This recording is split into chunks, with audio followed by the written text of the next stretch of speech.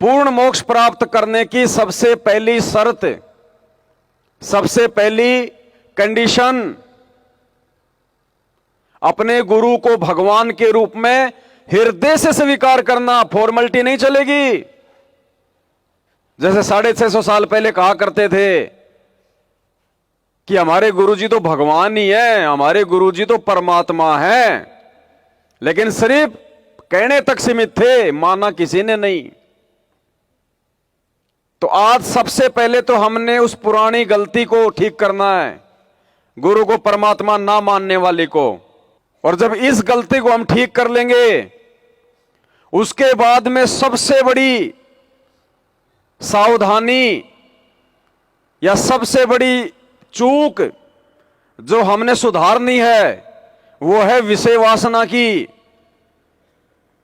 उसके बाद में 2 नंबर पे पांचों विकारों में से विषय वासना, संभोग क्रिया, ये कुकर्म की श्रेणी में आता है। भक्ति भी कर रहे हैं, साथ में कुकर्म भी कर रहे हैं। जिंदगी में सतलोक का रास्ता नहीं देख पाएंगे। यही वो सबसे बड़ी गलती थी उस काल की सतलोक में। उसने संभोग क्रिया वहां पे की भी नहीं थी, खाली संभोग करने की सोची थी। अन्यथा परमात्मा उसको सतलोक से यहां नहीं भेजता। ये 21 ब्रह्मांड सतलोक का हिस्सा है। परमात्मा उसको वहीं सतलोक में रखने वाला था। उसको 21 ब्रह्मांड दे दिए थे उसको परमात्मा ने उसी सतलोक में, लेकिन उसने ये गंदा कर्म करने की सोची। तो परमात्मा ने कहा कि भाई इस सतलोक में ऐसे गंदे कर्म करने और सोचने वालों के लिए कोई जगह नहीं है। तो आज तो हम कर रहे हैं भाई। एक तरफ तो सतलोक जाने का दम भर रहे हैं कि सतलोक जाएंगे, पूर्ण मोक्ष होगा, सतलोक जाएंगे, और दूसरी तरफ अभी हमारे सोचने और विचारने की बात है। अब गुरुजी इस विषय पे खुल के नहीं कहेंगे, नहीं बोलेंगे। क्यों नहीं बोलेंगे? क्योंकि काल भगवान के एग्रीमेंट के अनुसार गुरुजी की कुछ मर्यादाएं हैं। समर्थ होते हुए भी परमात्मा अपने आप को असमर्थ जाहिर करता है। गरीबदास जी से कहा ना परमात्मा ने कि अनंत कोटि बाजी जहां हम रचे सकल ब्रह्मांड, गरीबदास मैं क्या करूं यो काल करे जीव खंड। कि मैं समर्थ होते हुए भी यहां फेल हो जाता हूं मेरे वचन के अनुसार, मेरे एग्रीमेंट के अनुसार, वायदे के अनुसार। देखो, जिसने जागना है उसने जागना है, और जिसने सोना है उसने सोना है। परमात्मा आया है धरती पे, और जब जब ये परमात्मा धरती पे आता है, मानव शरीरधारी प्राणियों में से किसी एक को भी नहीं छोड़ता है। ये सब तक अपना संदेशा पहुंचाता कि भाई भगवान धरती पे है, भगवान धरती पे है। 2028 तक पूरी दुनिया को पता चल जाएगा कि भगवान धरती पे है। उसके बाद यदि कोई ना जाना चाहे इनके साथ में सतलोक, तो ये जीव की अपनी गलती है। हमने सतलोक की तरफ अपनी सुरती करनी है। उसके लिए हमने इन चीजों को गांठ बांधना पड़ेगा और इनसे पीछे हटना पड़ेगा। और ये हटने का समय आ गया, इसलिए आप लोगों को संदेश दिलवाए जा रहे हैं। और इनसे हटे बिना आप चाहे लाख माला कर लो रोज, सतनाम की, प्रथम नाम की और सार नाम की।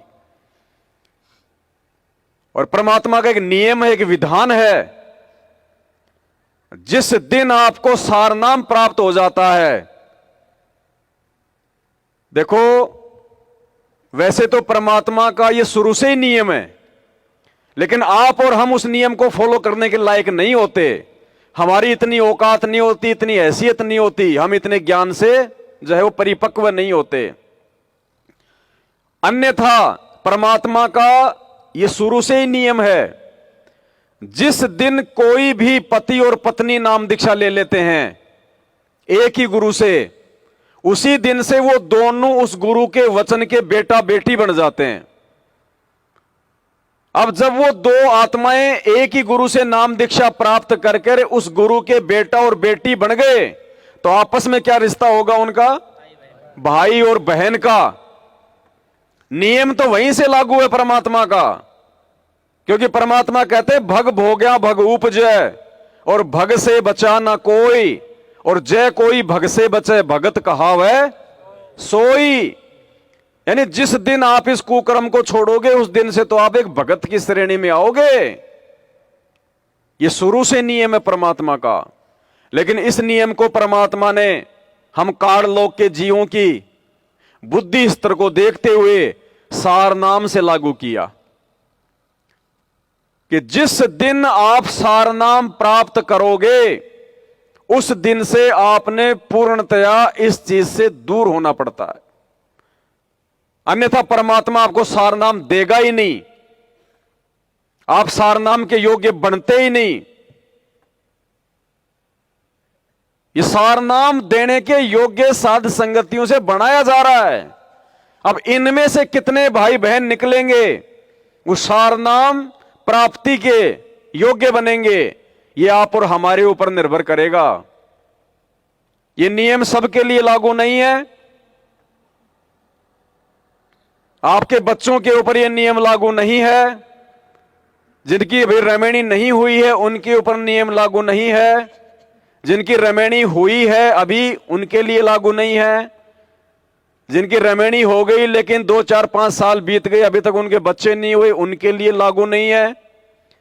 ये नियम संभोग क्रिया से दूर होने का हम उन सभी भगत भाई बहनों के लिए लागू है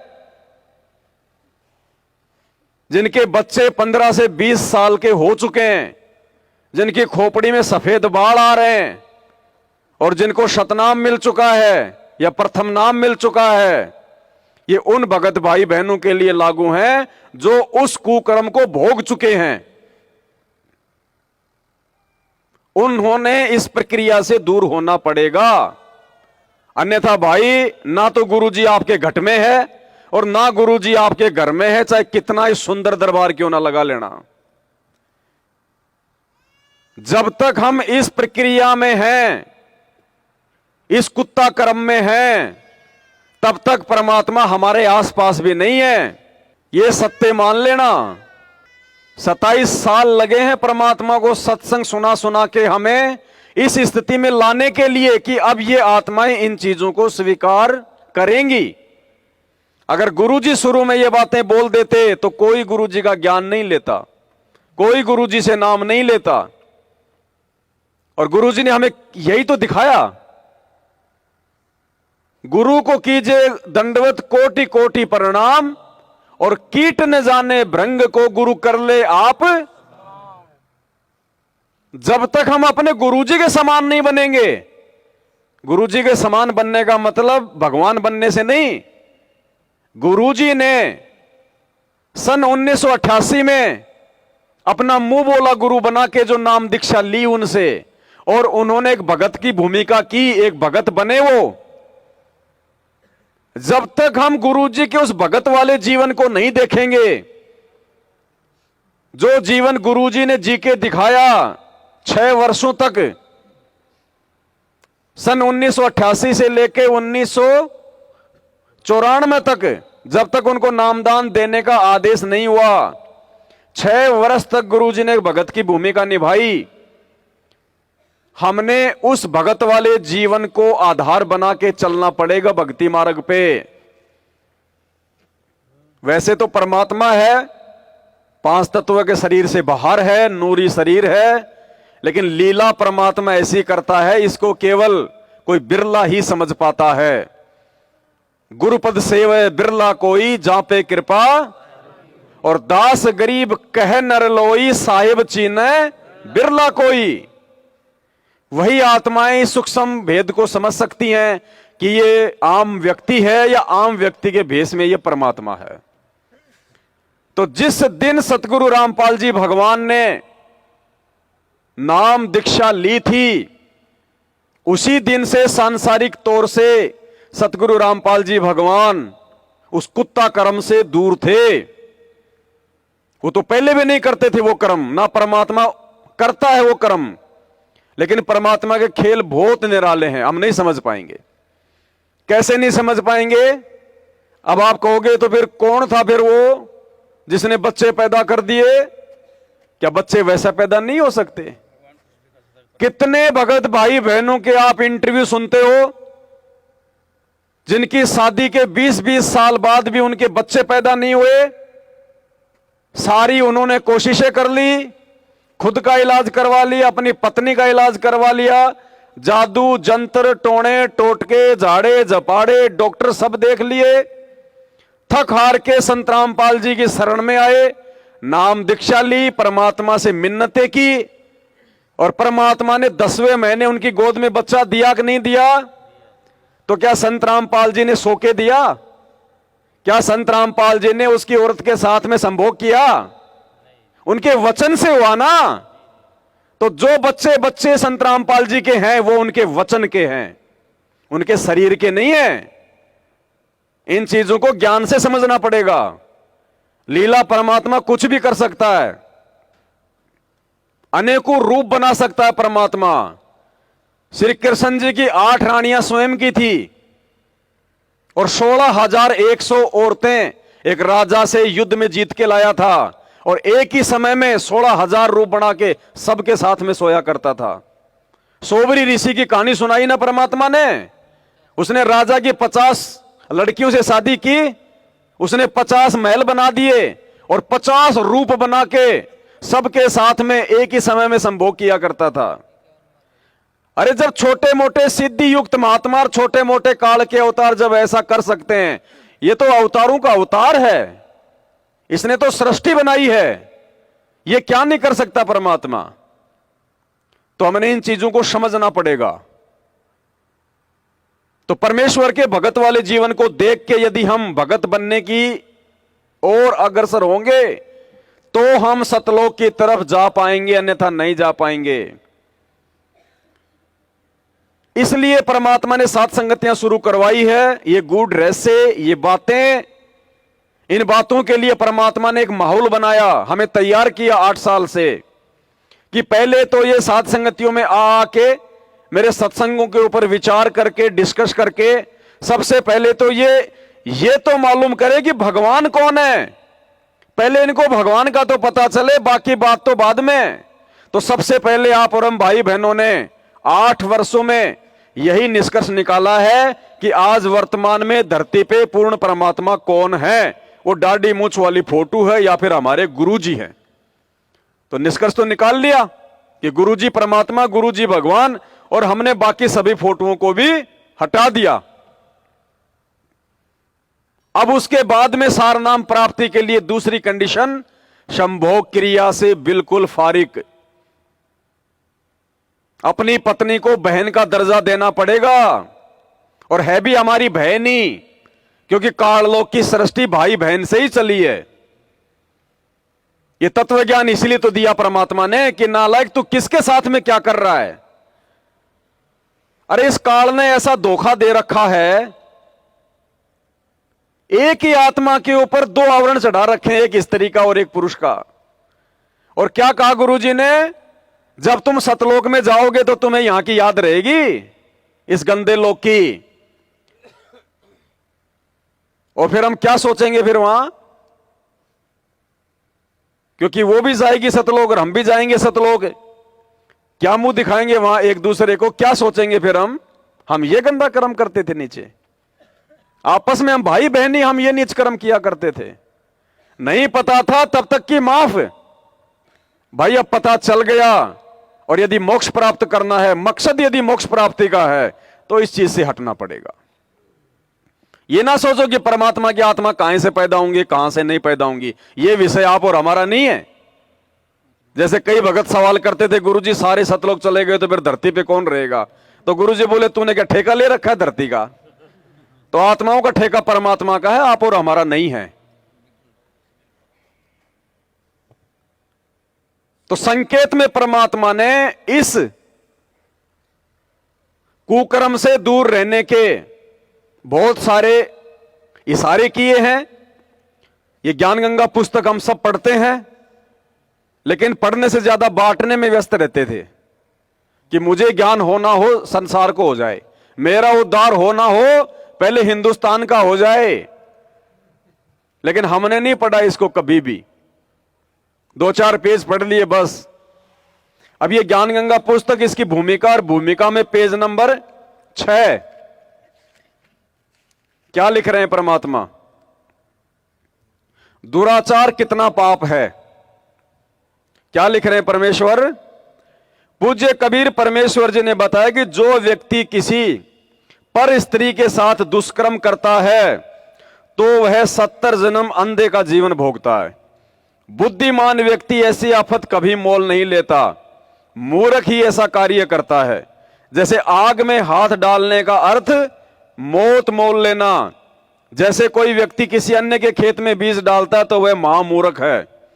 बुद्धिमान व्यक्ति ऐसा कभी नहीं कर सकता। वैश्यागमन को ऐसा जानो जैसे कुर्डियों पर गेहूं का बहुमूल्य बीज का थैला भरकर डाल आए। यह क्रिया बुद्धिमान व्यक्ति नहीं कर सकता, या तो महामूर्ख या शराबी निर्लज अर्थात जो है घंड व्यक्ति किया करता है। विचारणीय विषय है, अब देखना, विचारणीय विषय है जो पदार्थ शरीर से नाश होते हुए आनंद का अनुभव कराता है, यदि वह शरीर में सुरक्षित रखा जाए तो कितना आनंद देगा। जो पदार्थ भोग क्रिया के समय हमारे शरीर से बाहर निकलते वक्त इतना आनंद देता है, यदि आप उसको शरीर में रखना शुरू कर दो तो कितना आनंद देगा। वो आनंद आना शुरू होगा एक समय के बाद, जब हम उस क्रिया को जान जाएंगे, पहचान जाएंगे, जब हम ज्ञान आधार से अपने विचारों पे हम कंट्रोल करेंगे, परमात्मा से हम प्रार्थना करेंगे, विनती करेंगे, दंडवत करेंगे, रोएंगे हम उस परमात्मा के आगे, फिर परमेश्वर दया बख्शेगा। वरना ये ऐसा भयंकर रोग है, यदि कोई ये सोचे कि लो जी आज से मैं बिल्कुल फारिग, जिंदगी में नहीं हो पाएगा, कभी नहीं हो पाएगा। ये रोग परमात्मा के आशीर्वाद से कटेगा, उनसे प्रार्थना करने से कटेगा, अधीन होने से कटेगा कि परमात्मा मैं 2 कोटि का जीव हूं, मालिक मेरे बस की बात नहीं है। अगर मेरे में इतनी हिम्मत होती, मेरे में इतनी पावर होती इन चीजों से दूर होने की, तो परमेश्वर फिर बात ही क्या थी। तो मालिक के आगे दंडवत करना पड़ेगा, विनती करनी पड़ेगी, प्रार्थना करनी पड़ेगी, तब कहीं जाके परमात्मा इस विषय विकार पर कंट्रोल करने की दया बख्शेंगे। यदि वह शरीर में सुरक्षित रखा जाए तो कितना आनंद देगा। फिर उसके लाभ क्या बताए परमात्मा ने? दीर्घायु, लंबी उम्र होगी, स्वस्थ शरीर होगा, स्वस्थ मस्तिष्क होगा, सूरवीरता तथा स्फूर्ति प्रदान करता है। फिर आगे क्या बताया परमात्मा ने? विचार करना चाहिए हम भाई बहनों को जो एक अवस्था पार कर चुके हैं, 40 से ऊपर की उम्र हो चुकी है, बच्चे समझदार हो चुके हैं, उनके लिए लिखा है परमात्मा ने ये, जिस पदार्थ से अनमोल बच्चा प्राप्त होता है उसका नाश करना बच्चे की हत्या करने के तुल्य है। यानी बच्चे हो गए, अब उस कुकर्म की आवश्यकता नहीं है आपको। उसके बावजूद भी यदि आप अपनी मस्ती के लिए, अपनी मौज के लिए, अपने आनंद के लिए वो कुकर्म करते हैं, तो परमात्मा कहते हैं बेटा तू रोज एक बच्चे की हत्या कर रहा है, रोज तेरे सिर पे काल पाप धर रहा है हत्या का। जिस पदार्थ से अनमोल बच्चा प्राप्त होता है उसका नाश करना बच्चे की हत्या करने तुल्य है। इसलिए क्या करें गुरुजी आगे? इसलिए दुराचार तथा अनावश्यक भोग विलास वर्जित है। गुरुजी कहते हैं अनावश्यक भोग विलास, यानी जिनके बेटा बेटी हो चुके हैं, जिनकी अवस्था हो चुकी है, उनके लिए गुरुजी कहते हैं अनावश्यक भोग विलास वर्जित है। यह आदेश है गुरुजी का, उनके लिए मना है। एक हत्या का पाप बता दिया परमात्मा ने। अब हम इस चीज को कितना अपने दिल में समा पाएंगे, ये हमारे संस्कार, हमारी भक्ति और हमारे विवेक के ऊपर है। उसके बाद ये गरिमा गीता की पुस्तक, इसमें परमेश्वर ने पेज नंबर 187, गरिमा गीता की पेज नंबर 187, इसमें परमात्मा क्या कह रहे हैं? गरीब आग पराई आपनी, हाथ दिए जल जाए। आग चाहे अपनी हो चाहे पड़ोसी की हो, अगर उसमें हाथ दोगे तो क्या होगा? आग ये थोड़ी देखेगी कि ये मेरा मालिक है, हाथ दोगे तो जलाएगी। कबीर आग पराई आपनी, हाथ दिए जल जाए। नारी पराई आपनी, भोगे सब कुछ जाए। परमात्मा कहते हैं स्त्री चाहे अपनी हो चाहे किसी पड़ोसी की हो चाहे कोई पराई हो, उसके साथ यदि हम संभोग क्रिया करते हैं तो परमात्मा कहते हैं भोगे सर्वस जाए। ये अमर वाणी है परमात्मा की। अगर सतलोक के, अगर मोक्ष प्राप्ति के लायक बनना है तो, सारनाम प्राप्ति के लायक बनना है तो, सारनाम का मतलब परमात्मा, और परमात्मा उसी के हृदय में बैठेगा, उसी के अंतःकरण में बैठेगा, उसी के घट में बैठेगा जिसका घट बिल्कुल शुद्ध, पवित्र, निर्मल, निष्पाप और निष्कलंक होगा। कबीर परमेश्वर जी ने कहा है, यदि आप वेश्या तथा दुराचारी हो इसलिए हेस समझते हो कि वे पर स्त्री तथा पर पुरुष से भोग विलास करते हैं, गुरुदेव कहते हैं यदि आप किसी को इस बात को लेके हे समझते हो कि वो तो दुराचारी है, वो दूसरी स्त्री या पुरुषों के साथ में इस प्रकार के उसके संबंध हैं, आप अपनी विवाहित पत्नी से भोग विलास करते हैं और अपने को उनसे श्रेष्ठ मानते हो। यानी दूसरों को तो कहते कि वो मतलब वेश्यावृत्ति करता है, वो दुराचार करता है, तो परमात्मा कह रहे तुम अपनी पत्नी के साथ में कर रहे हो वो क्या है? आप अपनी विवाहित पत्नी से भोग विलास करते हैं और अपने को उनसे श्रेष्ठ मानते हो।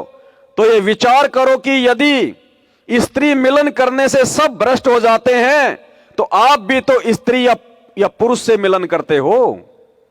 भाई आप भी तो वही कर्म कर रहे हो, वो बाहर कर रहा है तो घर में कर रहा है, कोई बाहर चोरी कर रहा है तो कोई घर में चोरी कर रहा है, कर तो चोरी रहा है।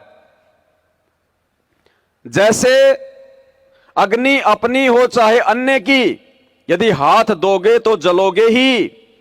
अग्नि अपनी, अग्नि कोई बचाव नहीं करती। इस प्रकार विचार कर अपने कर्मों को देखो। परमात्मा कहते हैं थोड़े लिखे को ज्यादा समझो। देखो आज समय आ गया, इसलिए परमात्मा ये बातें आप और हम भाई बहनों को बैठा के करवा रहे हैं।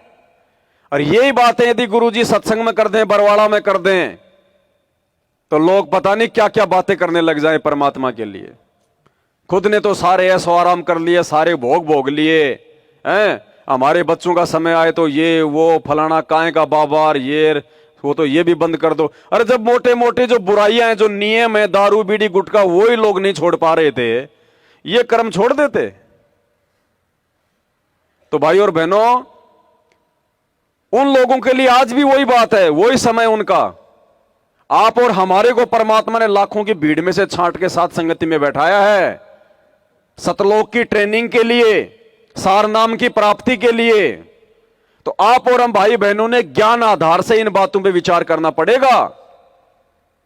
अभी हम बिहार गए थे,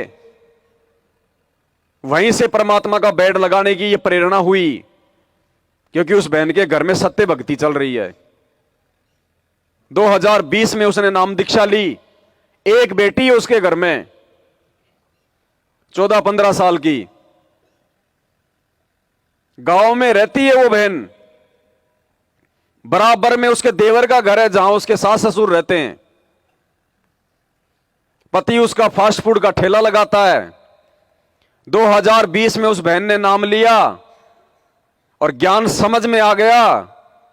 2 महीने बाद में उसने अपने पति से कह दिया कि मैं और संतान पैदा नहीं करूंगी, मुझे ऋण संबंध नहीं बढ़ाने, मुझे संस्कार घटाने हैं, बढ़ाने नहीं है, मैं सदा नहीं रहूंगी। बेटी को तो चलो शादी कर दूंगी, दूसरे घर चली जाएगी, अगर बेटा हो गया तो मेरे तो संस्कार बनेंगे, मेरे संबंध जुड़ेंगे, पोते फिर उसके पोते, मैं तो यही सोबरी ऋषि की तरह मैं तो मार खा जाऊंगी। और अपने पति से कहा कि चाहे आपने भक्ति करनी या नहीं करनी है, तीनों ने नाम ले लिया था कि मैं आज के बाद में आपके साथ में किसी प्रकार का कोई भी गलत काम नहीं करूंगी, मुझे अपना मोक्ष करवाना है। तो जब आत्मा इतनी दृढ़ होके कोई जब वो फैसला लेती है तो परमात्मा उसका साथ देता है। और ज्यादा उम्र नहीं है उनकी, 30 साल के अंदर अंदर है दोनों। उसके पति ने कहा कि कोई बात नहीं, आप सही कह रही हो, हमने तो अपना आत्म कल्याण करवाना है। और उसी दिन से एक बार कहने से उसका पति मान गया। ये गुरुजी का आशीर्वाद है जी, भगवान की। और परमात्मा साक्षात आते हैं उस घर में। कोई भी बात होती है, कोई भी मन में शंका हो जाती है तो परमात्मा आके समाधान करते हैं। फिर माहौल से पता चल जाता है। ऐसे घर में इतना विरोध था उस बहन ने, उस गांव का, अपनी सास का, अपने रिश्तेदारों का, अपनी मां का, लेकिन उसने कहा कि नहीं, मेरी असली मां, मेरा असली बाप मेरा गुरुजी है और मुझे तो मोक्ष प्राप्त करना है, मैं किसी के झांसे में आने वाली नहीं। और यही वो कारण बनते हैं मोक्ष प्राप्ति के। क्या कहते हैं परमात्मा? नुक्ते ऊपर रिजेगा, करोड़ों कर्म जल जाए तुम्हारे। ये नुक्ता होता है ये। अरे माला तो सभी फेर रहे हैं, 3 समय की आरती का ढोल तो सभी पीट रहे हैं हम। वो विशेष कर्म कौन से हैं जिनके करने से परमात्मा प्रसन्न हो? गुरुजी कहते हैं तुम सोचोगे तुम अपनी भक्ति से तुम पार हो जाओगे। परमात्मा कहते हैं लाखों लाखों साल माला फेर फेर के जा लिए लोग, सब यही धक्के खा रहे हैं। ग्रेस मार्ग चाहिए, ग्रेस मार्ग। ग्रेस मार्ग का मतलब गुरुजी की विशेष मेहर, गुरुजी की विशेष रजा, उनकी कृपा। और वो कैसे मिलेगी? वो परमात्मा ने बताया कि भगत जब ऐसा कोई कर्म करता है जो उसके गुरुजी के दिल को छू जाए, क्योंकि गुरु तो अंतर्यामी है, देखने की जरूरत नहीं है, सबके घट में बैठा है। उस भगत के उस कर्म से गुरुदेव ने बताया कि ऑटोमेटिक उसके गुरु की तरफ से एक लहर जाती है, एक मेहर जाती है, प्यार की, आशीर्वाद की। और जब तक वो मेहर नहीं मिलेगी तब तक हम मोक्ष के अधिकारी नहीं बनेंगे। परमात्मा के मुख कमल से सुन लीजिए, ग्रेस मार्ग के बिना हमारी बात नहीं बनेगी। हमने परमेश्वर को खुश करना पड़ेगा। कहते हैं ये तुम्हारा जो कल्याण कैसे होगा कि सतगुरु जो तत्वदर्शी संत है उसको नजर निहाल कर के इतना उनके अनुसार उनके मर्यादा में चल के वो तेरे ऊपर गदगद हो जाए। वो संत के मेरे प्यारी आत्मा परमात्मा को पाने के रास्ते पर बिल्कुल सही चल रही है। तो अंदर से जो एक हिलोर आती है संत के अंदर से, जिस भक्त की, जिस बहन भाई की क्रियाओं से जो प्रसन्न हो जाता है कि ये सही मर्यादा में चला, तो वो जो एक रजा आती है उसके बाद फिर एक उसके प्रति एक कसक जाती है कि बहुत अच्छी, और परमात्मा अपने बच्चे पर मेहर रखना, ऐसे ही चले। तो वो एक आशीर्वाद आपको एक्स्ट्रा मिलता है जिसको ग्रेस मार्ग कहते हैं। तो यहां कहते हैं इन बातों के पाइए कर सतगुर नजर निहाल है। मान ले तन ये ज्ञान भी हो गया कि ऐसे ऐसे होता है, तो और सतगुरु नजर निहाल हुआ नहीं, तुझे सार नाम रे फिर सार शब्द मिला नहीं, तो अभी बात बिगड़ेगी। इसलिए ये कल्याण, सतगुरु नजर निहाल हुआ नहीं, और यदि तुझे सारनाम और सार शब्द मिला नहीं तो भी रह जाएगा, बात बिगड़ जाएगी। तो भाई और बहनों, परमात्मा कहते हैं इन बातां के पाइए कर सतगुरु नजर निहाल, और राजी कर सतगुरु रूठे नो। हम परमात्मा को रूठा के आए थे सतलोक से, आज हमने इस परमात्मा को राजी करना पड़ेगा। उधर से उसको नाराज किया तो नीचे भेज दिया उसने, आज इसको राजी करेंगे तो ऊपर भेजेगा।